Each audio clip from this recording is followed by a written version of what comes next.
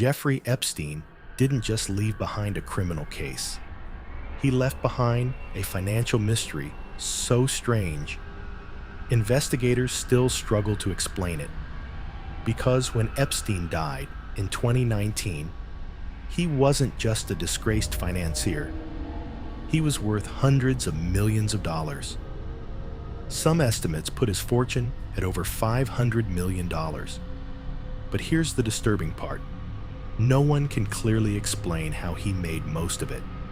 Not a company, not a product, not a public investment firm. Nothing that would normally generate that level of wealth. Just secrecy.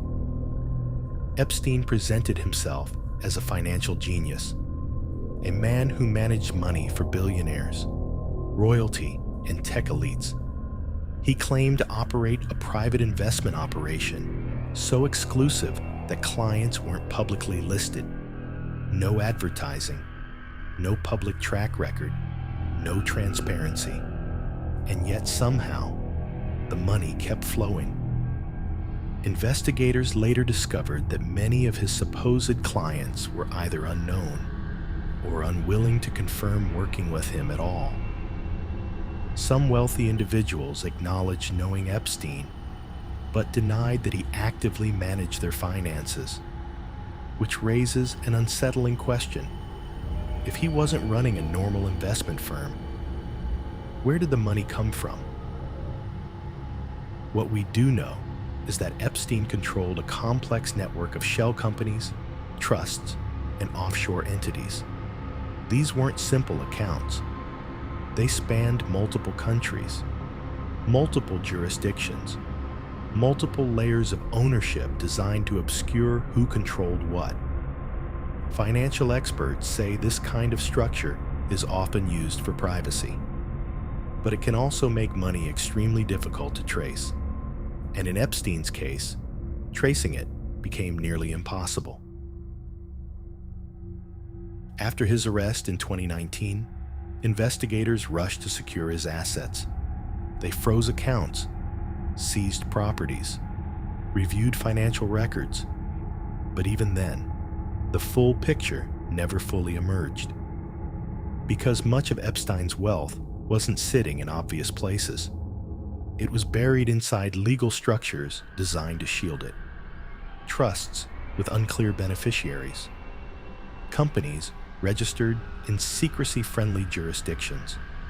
Accounts connected to entities rather than individuals. It was a maze. Then there were the payments. Court filings later revealed that Epstein had transferred large sums of money to associates, staff, and organizations over the years. Some were labeled as consulting fees, others as charitable donations. Some had no clear explanation at all. Millions moved quietly between accounts without public scrutiny. To investigators, it looked less like normal financial activity and more like a private ecosystem of money. After Epstein's death, attention shifted to his estate. Victims filed civil claims. Attorneys began untangling the assets. And a compensation program was created using funds from his estate to pay survivors. Hundreds of claims were submitted. Ultimately, the program paid out hundreds of millions of dollars. But even after those payments, significant portions of his wealth remained under legal control, and questions about its origin still lingered. One of the strangest aspects of the case is how little concrete documentation exists about Epstein's core business operations. Most major financial institutions leave paper trails, filings, reports, regulatory oversight. Epstein's operation, by contrast, appeared unusually opaque. Former associates described a tight inner circle, limited access, strict confidentiality, few outsiders involved. It was less like a modern investment firm and more like a private vault. Investigators also examined whether Epstein had leverage over powerful individuals, not as speculation, but as a line of inquiry. Because influence can be a form of currency, connections can open doors, information can carry enormous value. But no definitive public findings ever established that this was the source of his wealth, which leaves the mystery unresolved. After his properties were searched, authorities removed computers, hard drives, documents, photographs, and storage devices. Yet even with all of that material, the financial story never crystallized into a clear narrative. No single smoking gun explaining the fortune. No straightforward ledger showing how hundreds of millions accumulated. Just fragments, transactions, structures, hints of a system without a visible engine powering it. Today, Epstein's money has largely been absorbed into legal settlements, estate proceedings, and ongoing claims. Some assets were sold, others remain tied up in litigation. But the central question persists.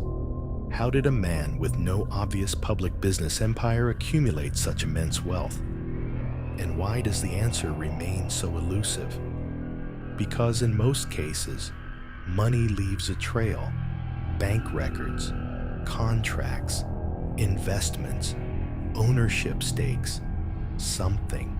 But in Epstein's case, the trail fades into a fog of secrecy, offshore structures, and unanswered questions.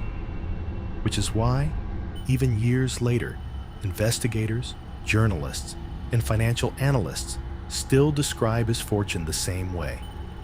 Not just suspicious, not just unusual, but fundamentally unexplained. Jeffrey Epstein is gone. His properties have been sold or demolished, his associates scattered, his case officially closed in many respects. But the money he left behind continues to raise questions that may never be fully answered. Because sometimes the most revealing clue isn't what you find, it's what you can't. And in the Epstein case, one of the biggest mysteries isn't who he knew. It's how he paid for everything in the first place.